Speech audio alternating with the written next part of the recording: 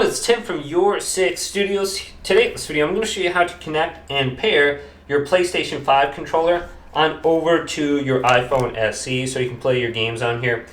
So what we want to do is swipe from the bottom to the top. Now if you're on the iPhone like 14, 15, 16, you have to swipe down. Then we can click here and go to Bluetooth and hold down on here. Then go to Bluetooth settings. Now under this page is looking for a device to connect to. Go to your controller, press the share button and the PlayStation button and put this into the Bluetooth pairing mode. And the light is going to blink now. Then go on over to your phone.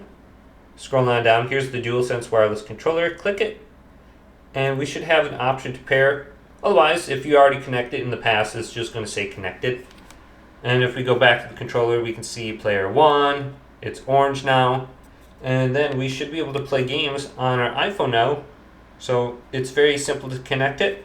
Hopefully this video did indeed help you guys out. If it did, leave it a big thumbs up.